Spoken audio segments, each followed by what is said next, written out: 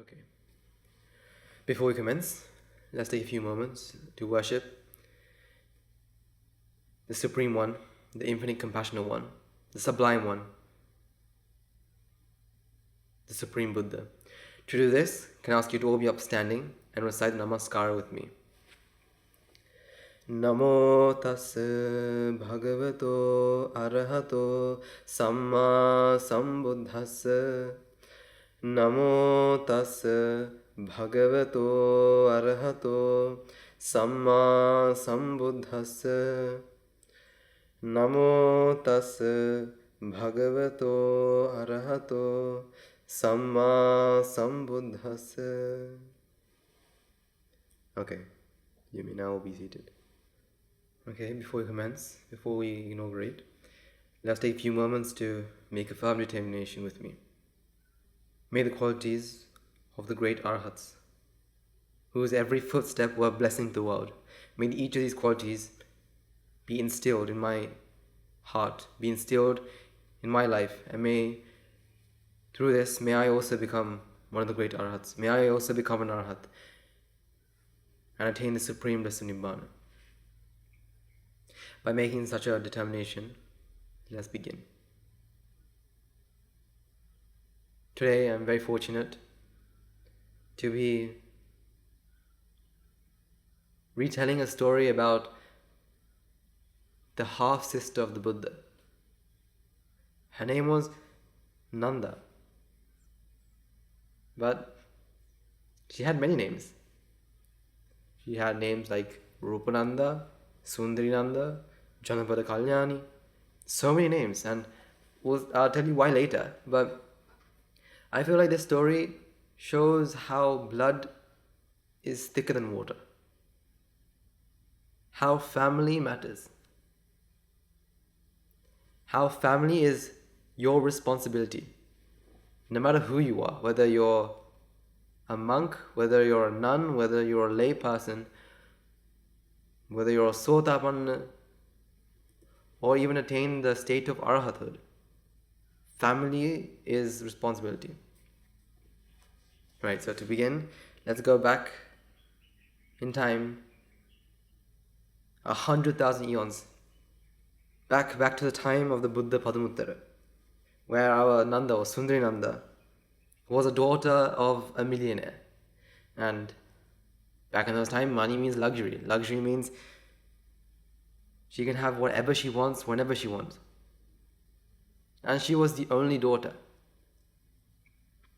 But you see, no matter how much money she had, no matter how much servants or people she had with her, she always lived a very humble or a frugal, a chaste life. She only used the money as she needed it, not used it whenever she wanted, however she wanted it.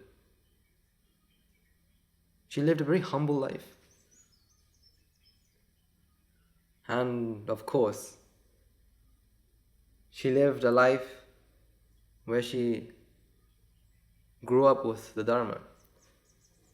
See, her parents, they were Buddhists. They'll go to the Buddha Padmuttara to listen to his sermons, and obviously the daughter of this merchant was also like that.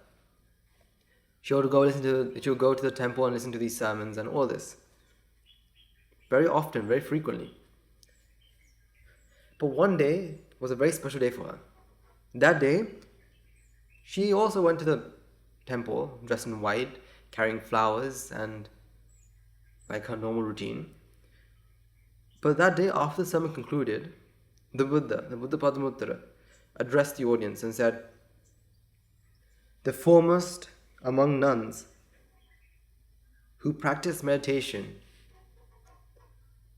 and he pointed at a certain nun in front of the whole audience, the whole gathering. And this was a day where Sundarinanda thought was a very special day, because that was very amazing for her, for someone to be appointed the foremost among nuns who practice meditation. Now, she had a role model and she followed her role model's steps. And the first thing she did was she gave a dana, she gave alms for 7 days straight. And on the 8th day, she worshipped the Venerable Padumuttara and said, Venerable Sir, 8 days ago, you gave the title of the foremost among nuns who practice meditation. Please, Venerable Sir, I would like to be like that as well. And so the Buddha, using his supernatural power, using his divine eye, looked in the future and saw, yes, dear child, another 100,000 eons at the time of the Buddha Gautama, you'll be the daughter of King Suddhodana and the Queen Mahapajapati Gautami. You'll be called Nandā, Sundari Nandā. And there you'll take the title, the foremost among nuns who practice meditation. Now she was overjoyed, she was over the moon. In fact, there are another 100,000 eons. 100,000 eons. She would become an arhat. Not only an arhat, she will also become the foremost among nuns who practice meditation. Now, that was a dream come true for her. Even though it was just a prophecy, it was almost like a dream come true for her. And so, for the rest of her life, she dedicated her life to accumulating more merits. More and more merits. And so, therefore, when she passed away, she obviously was born in the heavenly planes. And when her lifespan ran out, she was born as a human. And when that ran out, she was a deva. And on and on and on and on in the heavenly planes.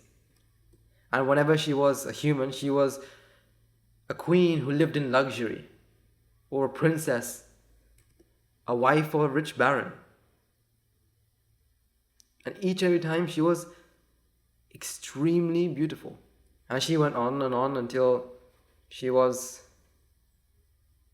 born at the time of the Buddha Gautama. So Prince Siddhartha was the son of King Suddhodana and Queen Mahamaya. Right? And as we know, Queen Mahamaya after 7 days passed away. And so the King Suddhodana married the Queen Mahapajapati Gautami. And Mahapajapati and King Suddhodana, they also had another child, who would be Prince Siddhartha's half-sister, right? Called Nandā. She was absolutely beautiful. So beautiful, in fact, that people from all over the kingdom, all over the city, all over the whole country didn't want her to have the name Nandā, because it wasn't common, but it was too simple. So they decided to give her a name that would remind everyone of her beauty. So like we talked about before, she was named Sundari Nandā, which means beautiful Nanda. And she was also named Rupananda, again a similar meaning. And that's only when she was small. Now, when she came of age, she was called Janapada Kalyani, which meant, Janapada means the country, and Kalyani means beautiful. She was the belle of the country, which means the most beautiful woman in the whole country. So you can imagine what sort of beauty she had, and how amazing she was. And again, you've all heard about the story of Prince Siddhartha and how much luxury he lived with. How many palaces he had, how many servants he had, all of that. Now, if you understand how much he had, now how about his half-sister? She lived in luxury. She lived in extravagance. Now, soon when she came of age, and she became an age which was marriable, King Suddhodana prepared a marriage, prepared the date, the venue, and prepared the whole marriage for her, making sure that she didn't need to worry about anything. So on that day, they're going to have their engagement, have a wedding, and have a homecoming, and also have a coronation, become the king and queen of the country. But the Buddha and the Mahasangha, the Buddha and 2,000 monks went to the kingdom. You see, the Buddha, he wanted to give them both, so the Prince Nanda and the Princess Nanda, happiness that was beyond marriage, that marriage couldn't bring. So, the Buddha gave the husband, or the to-be husband, Nanda, his alms ball. And so, because out of the respect for the Buddha, Prince Nanda held the alms ball. And so the Buddha turned around and left the palace. Now, imagine this. You're holding the Buddha's alms ball, and the Buddha has now just left the palace. What are you going to do? You're not going to leave it. You're going to give it to him. So like that, Prince Nanda went with his alms ball in his hand and started to follow the Buddha. Now, he can't just go tap the Buddha on the shoulder and go like, Venerable Sir, you left your alms ball. He had to wait until the Buddha took it from him. So he was following the Buddha. And just as he was about to leave the palace gate, he turned back and he saw on the top floor of the palace his fiancée, Sundarinanda, was there with loose hair, sticking her head out the window, saying, "Come back as soon as you possibly can." Now, just seeing her, Prince Nanda's heart skipped a beat. He wanted to go back to her, to get married finally. So he can finally call her wife and be the king and queen to rule over the kingdom. But out of the love and respect for the Buddha, he still followed the Buddha with the alms bowl. Every single turn that they make, Prince Nanda was like, okay, the Buddha's now going to look back and see me with the alms bowl, and he's going to take the alms bowl. The Buddha didn't. Instead, the Buddha kept walking without taking a moment to look back. The Buddha only stopped when he entered the monastery. It was only then when he turned back and took the alms bowl and told the Prince Nanda, you know, I let go of a chance to become the world-turning monarch. A person who had the power to control the whole world. And I let that go. But you want to get married and want to become a normal king? Why? Don't do it. Come and join us, and I'll show you the path to happiness. And so, Prince Nanda, not because he wanted to, but out of the love and respect he had of the Buddha, he ordained. And when the news came to Sundarinanda's ears, she was devastated. She became depressed so much that she didn't take a step outside the palace. She spent her days in bed looking at the ceiling, waiting for her husband's return. You see, within a few months, the King Suddhodana became an arhat and passed away. her mother, Mahapajapati Gautami, her mother, Venerable Mahapajapati Gautami, became a bhikshuni and had ordained as well. And so her mother, or now the Venerable Mahapajapati Gautami, went to Sundari Nanda and asked her, "You are the half-sister of the Prince Siddhartha, and you are a daughter in the Sakyan clan. Why are you all alone in the palace? Come and join us. You see, your body is impermanent and causes illness. You can ordain and eradicate all the suffering at a very young age." At this moment, Sundarinanda didn't say a single word. But she thought her mother was correct. All her cousins, her mother, and with many Sakyan ladies ordained. So Nanda decided that she would also take the step. But she did not do it because she wanted to eradicate suffering or because she had the confidence or the respect for the teacher and the Buddha, the Dhamma and Sangha, but instead out of love for her relatives and wanted to conform and be like them.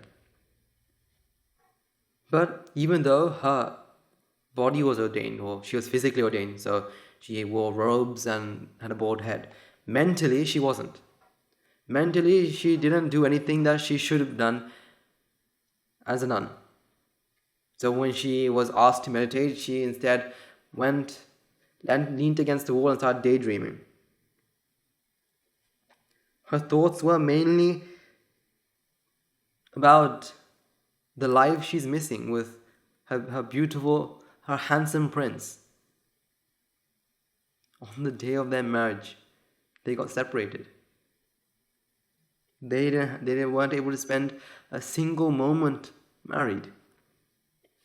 Each and every moment, the Venerable Nanda's thoughts were on their marriage, on her beauty, and on her status as the princess Sundari Nanda.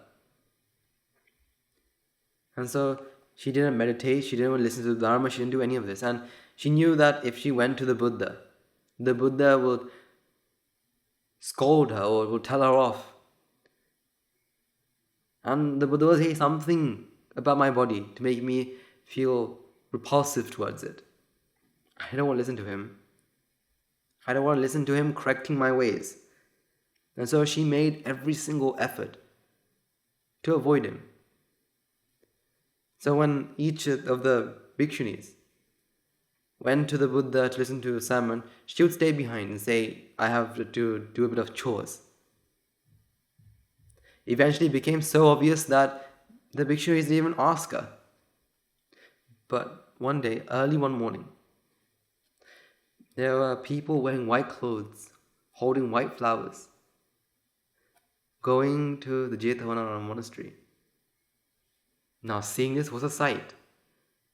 She saw a massive crowd wearing white, holding white flowers, moving their way to the monastery, and thought, wow, that is so calming, so beautiful. And these nuns, the other bhikshunis, they used to, after their visit to the Buddha, would start praising the Buddha, telling others about his amazing qualities. And Sundari Nanda kept listening to these. And so she felt like, one day, I want to see the Buddha. I want to meet the Buddha. But her pride didn't let her. Her pride for getting scolded, for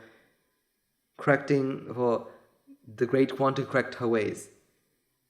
She still tried to avoid him as much as possible. Now one day, the Buddha requested all the nuns to come to him so they can receive instructions to further go on their paths to become arahats. But the Venerable Nanda didn't want to come. She again stayed back.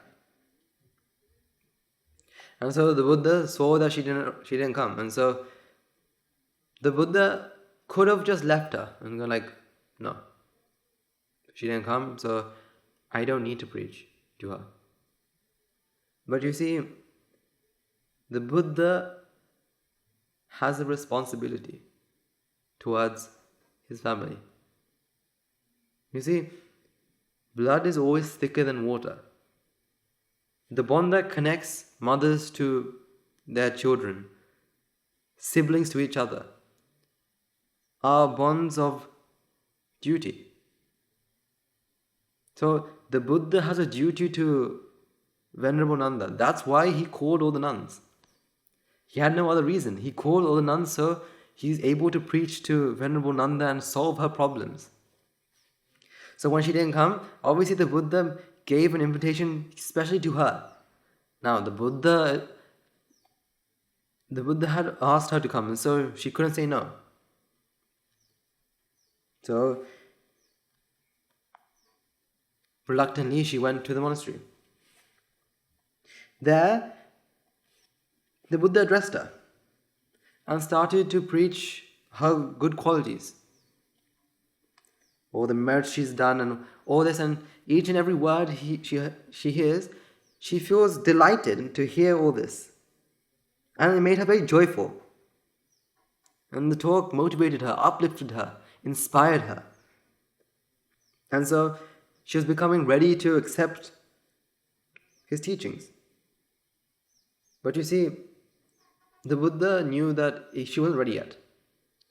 She might want to listen to the teachings, but she's not ready yet. Her pride is blocking her. Again, the Buddha could have not preached to her at that moment, but instead,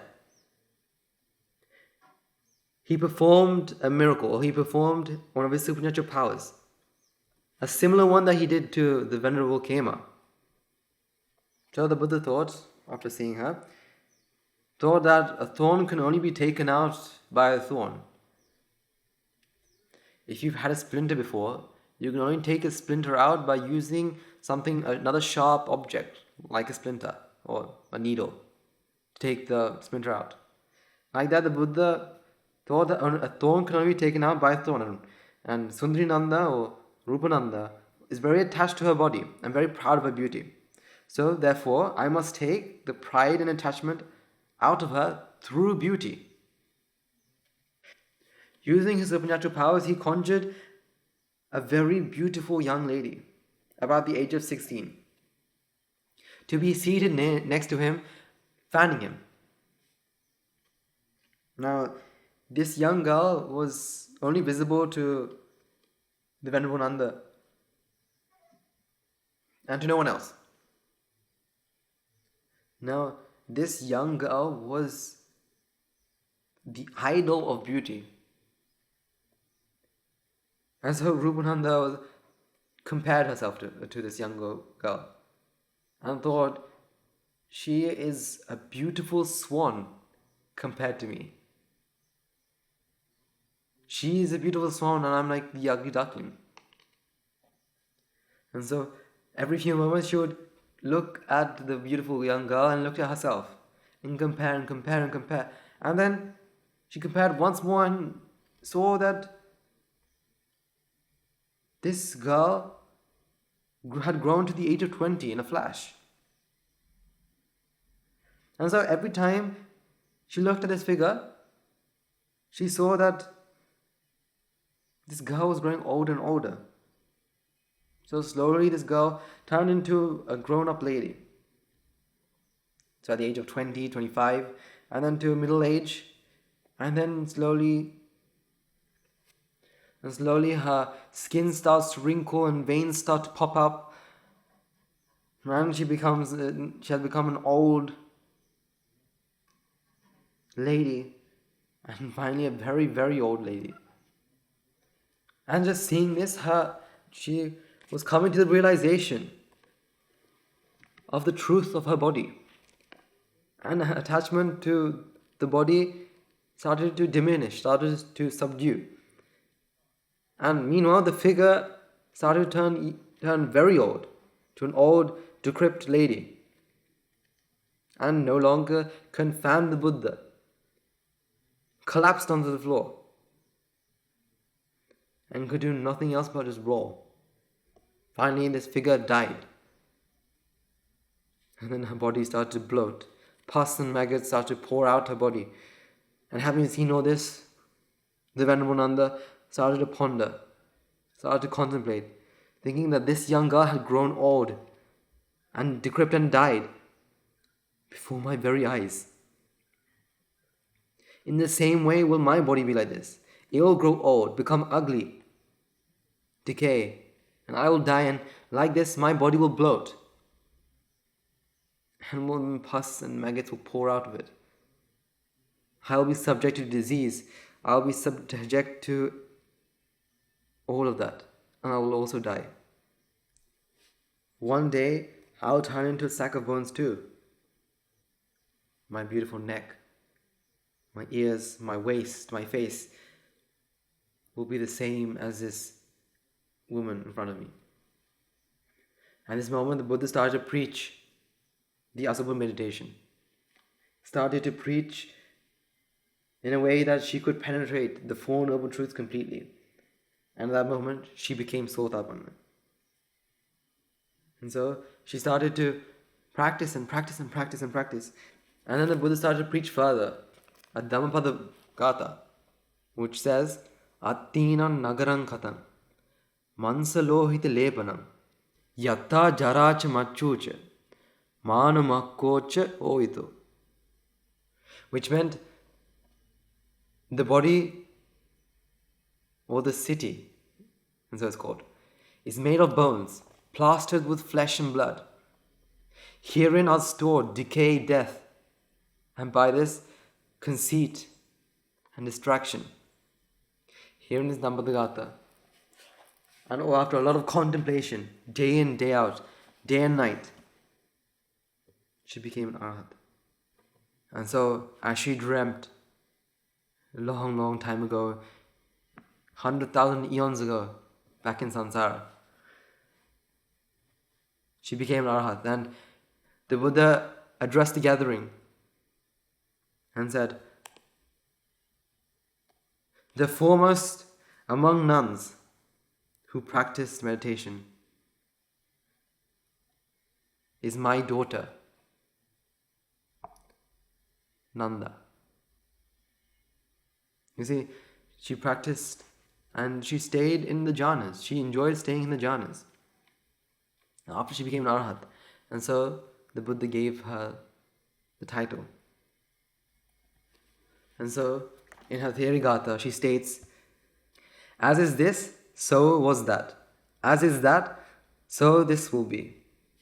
Putrid, exhaling a foul odor, a thing which fools find delight. Inspecting it as it is, unwearying by day and night, with my own wisdom I pierced right through. Then I saw for myself.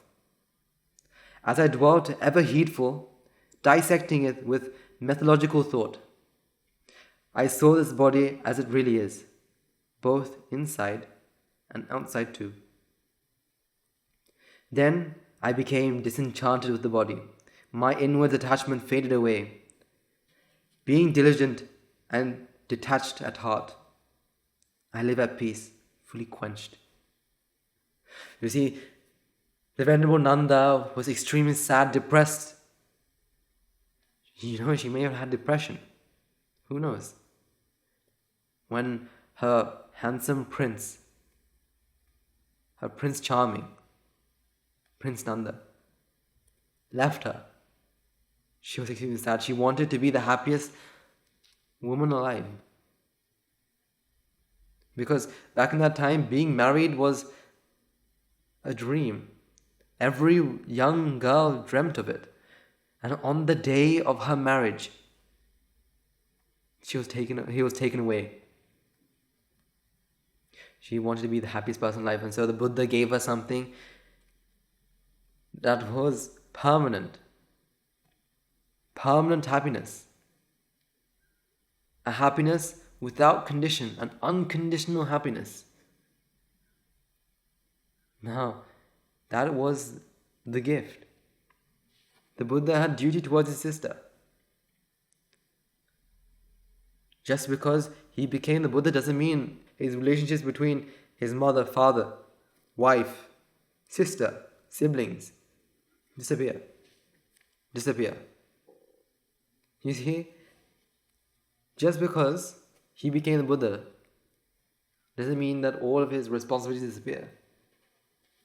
You see, before the Buddha passed away, his mother, his father, his wife, his son, his sister, half sister, his half brother, his cousins, his uncles, his aunts, almost everyone in his clan ordained, and most of them attained Sotapanna, and his closest ones all became arhats. That is because blood is always thicker than water. Now, let's take a lesson from that. If blood is thicker than water, that means you have a responsibility as well. Just like the Buddha. No matter how old you are, whether you're married and have children, or whether you're still children, or whether you're planning to get married, you have a responsibility to help each and every one of them. Your parents, your siblings, your married, your wife, your husband, your children, your uncles, your aunts, because it's your responsibility. Now, I remember my parents used to tell me whenever I get a bag of sweets or a bar of chocolate, share it out with others. Now, for all you parents out there, you probably tell your children to share. And probably the children have heard this so many times, sharing is caring. But that's sharing chocolate, that's sharing sweets, that's sharing stationery, books, and so on and so forth. Why not share absolute happiness? Unconditional happiness. That should be duty. That is not should be duty, that is duty. It's your responsibility to share this out with others. You see, the Buddha saved his sister from samsara. Saved his sister from endless amount of suffering. You see, think about it, right? What do parents tell their children? The parents always tell their children to help their siblings, to have their backs. So, just because you've got the Dharma doesn't mean all that disappears. You should have their back. You should help them. For the young children out there, remind your parents. Mom, Dad, it's your duty to help your sister or auntie or uncle or so on and so forth. And remember, not just to tell your parents, help them, because it's your duty as well. Because remember, blood will always be thicker than water. See, you being placed in that family isn't coincidence. Just like the famous quote, there is no such thing as an accident. You are not accidentally placed in your family. You've been placed there for a reason. Because this whole world is made of cause and effect. You have a lot of reason behind that. So that cements the duty you have. It's your responsibility to help your parents. It's your responsibility to help your partner. It's your responsibility to help your children, your sisters, your brothers, your siblings, to every single person you possibly can. It's your responsibility. You see, think about it, right? The Buddha didn't go to Nandā and go, Nandā, come here with me. I'm going to ordain you. And listen to the Dharma and listen to it. I'm forcing her to listen to each and every word and forcing her to become a Sotapanna. No. He planned it. He planned it in a way that she wanted to become a Sotapanna, that she wanted to become an Arhat. You see, he planned for her to come, and you see, when she came to the monastery, the first thing he did wasn't scold her, saying, "Why didn't you come in here before? You should have come months ago, and I could have helped you become an arhat." Why? Are you scared that I'm going to say something about your body? Yeah, your body's impermanent. You should know that. That's not what he said. First thing he did was praise her. Look, Nanda. Look the amount of merits you've done. As you've ordained, you've done this, you've done this, you've done this. Now that is the qualities of a great person. He's sugaring her, applying butter, or however you want to call it. Now she was eager to listen. Wow, the Buddha knows I did this and this and this. Wow. And now she wants to listen to the Dharma. She's ready. And the Buddha wanted to help her in the best way he possibly could. And so instead of making her sit down and start preaching the Four Noble Truths or the dependent ordination, or even the Abhidhamma, he first didn't preach to her, basically. He first showed her the impermanence of her body. Now obviously, we're talking about the Buddha. The Buddha knows exactly what to do, but you could plan. See, we've started a new year. The year 2021. Make it a goal. Make it a New Year's resolution that you're going to help your family. You're going to help your brother. You're going to help your sister. You're going to help your mother, your father, your children, your wife, your husband, your fiancé, your uncle, your aunt, whoever, your teachers, your friends, someone. It's your responsibility. You see, you are the future descendants of the Arhat. Follow their footsteps, because that is where you're aiming to go. This is your lineage. This is your clan. You come from the Sakyan clan. It doesn't matter what age you are, it doesn't matter what race you are. If you want to become an Arhat, you at that moment become descendant of the great Arhats. You are heir. You see, all you need to do is follow in their footsteps. You see, they've done the hard part. You see, if there's a road in the forest, the first person who went through the forest does the hard part. The Buddha did the hard part. He had to find the path, and all he did was he stepped into the right path, and he took him to the right destination. And then so everyone else who goes on that path starts to clear this path. All you need to do is follow their footsteps. Follow the path of the Dharma. Because this is your treasure. You are the descendants of the Arhats. Follow their footsteps. Become like them. Let the blood of the Arhats flow through your body. Let the great qualities flow through your mind. And become like them. And become an Arhat. You see, you can do it. Think about it, right?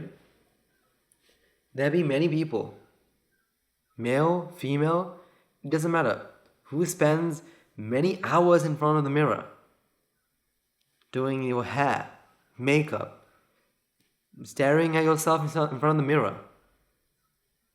You're drunk from your beauty. But if someone as beautiful as Sundari Nandā could become an Arhat, then you could too. There is no rules about how you should be to become an Arhat. The only thing is, if you haven't done the 5 heinous acts, the Pancha Anantri Papakarma, you can do it. You can become an Arhat. So strive, be heedful, Go on the path, walk the steps to become an arhat. Because their great qualities now run through your blood. Make them proud. Make sure your role model, whoever it is, can be like, this is my student. If your role model is the Venerable Sundari Nanda, make sure she can go like, this is my student. Make sure she's able to say that. Only then can you be happy. Only then can you be proud. You see, now you can't watch a wedding in the same way twice. Because now when you see a wedding, you will always remember the fact that Sundari Nanda and the Prince Nanda, was on their wedding day that they got separated. And it's because of that they became an arhat. You see, by listening to these stories, the events of these arhats will always be with you. Now wherever you look, you'll be able to see a bit of an arhat story. Whether it's a marriage, whether it's staring at yourself in front of the mirror. You're going to remember Sundari Nanda. You're going to remember the Venerable Kema. Whenever you hear about a murder, you'll remember Venerable Angulimala. Whenever you go past a pub, whether you go past a bar, whether you go past a drunken man, you'll remember Venerable Sagata. Let the qualities fuse inside of you. Take their qualities, become like them. And so finally you can also be like them. Free from all suffering, free from desire, free from fear. You see, they are free from old age and death as well. They've become deathless because after they die once more, never again are they going to die again. Never again are they going to be ill. They have stopped it. They've stopped all physical and mental suffering. Mental suffering is instantly gone. Physical suffering is just until they pass away one last time. Those are the great arhats. Whenever you see a monk, whenever you see a nun, the qualities of the Mahasangha should arise in your mind. To be honest, whenever you see the color of a robe, the qualities of the Maha-Arhat will rise in your mind. You know, back in World War II, you know those posters that says, like, America wants you to join the army. The great arhats are like, the Mahasangha wants you to join the journey to becoming an arhat. Join the journey to freedom. So be like them. Okay. Let's take a few moments to transfer merits and conclude. Let's take a moment to transfer merits that we required by making offerings to the infinite virtues of the Noble Triple Gem, chanting Pirit, listening to Dharma, and engaging in various meritorious deeds today. So first and foremost, let's remind ourselves how incredibly fortunate we are to be in receipt of the Lord Buddha's teachings. And with immense gratitude, let's transfer the merits to the Bhikshu, Bhikshunis, Upasakas, Upasikas, who since time immemorial have protected and preserved the sublime teaching of the Buddha and passed it down to the generation of the noble lineage in the form of the Tripitaka, which is thankfully available to us today to study, to understand, to comprehend the Dharma. Let's also transfer the merits required to all the members of the Mahasangha present throughout the world, including the chief prelates of all the chapters, who dedicate their lives to the noble path and committed themselves to betterment of all sentient beings. Let's not forget that among them will be the monks and nuns renting local temples and nunneries, who has always been by his side, thick and thin, come rain or shine. Let's also transfer merits to the Guru Sahib and all the other monks resident in the monastery, as well as the Anagarikas. Let's also take a moment to transfer merits to Guru Sahib and all the other monks resident in this monastery, as well as the Anagarikas attached to the monastery.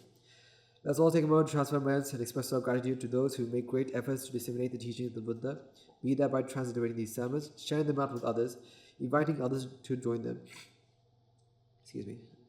May the power of the merits, if any of them have been born on the woeful plane, may they redeem themselves and be born on the blissed plane. May by the power of the merits, may they abstain from the meritorious deeds, fulfill the meritorious deeds, fulfill the noble foot path, and attain supreme bliss nibbana. Sadhu, sadhu, sadhu. Let's all take more transfer merits required towards our devotees, friends of the monastery, who for sake of merits continue to sustain the Mahasangha. This includes every one of you who have contributed to the construction of the monastery, to those of you who provide the Mahasangha with shelter, alms, robes, medicine, as well as those who pass on their know-hows and extend their well wishes. May through the power of the merits, may they abstain from unmeritorious deeds, fulfill their meritorious deeds, fulfill their noble eightfold path, and attain supreme Nibbana.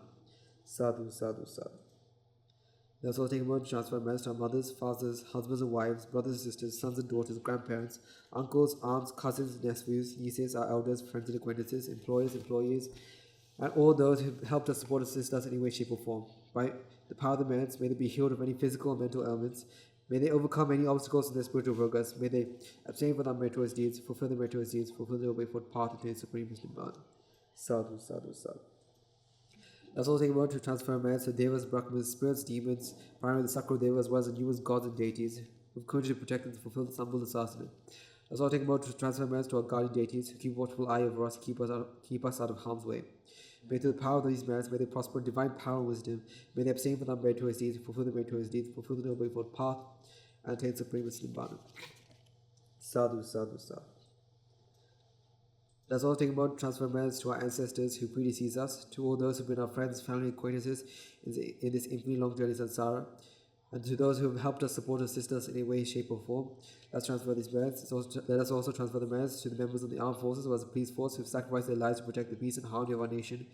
May all those who lost their life in war be their friend or foe, rejoice in the merits required today.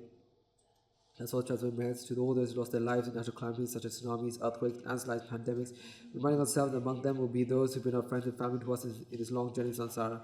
Let's take a moment to transfer merits to them. May the power of these merits, if any of them have been born in the world plane, may they redeem themselves and be born in the blissful plane. May they abstain from unmeritorious deeds, fulfill their meritorious deeds, fulfill the noble eightfold path, and attain supreme Nibbana. Sadhu, sadhu, sadhu. Finally, let us all resolve, may through the power and blessing of all the merits required throughout the day, we bear witness the event of many hundreds of thousands of arhats in this blessed land. And finally, may through the power of all the merits required today, you and I and everyone who made this program a success become Arhatanvasi or an Arhat Mahinvasi in this very life, in the ear of the Gautam Supreme Buddha itself. Sadhu, sadhu, sadhu. So we conclude the sermon there. May the Lord be with you all.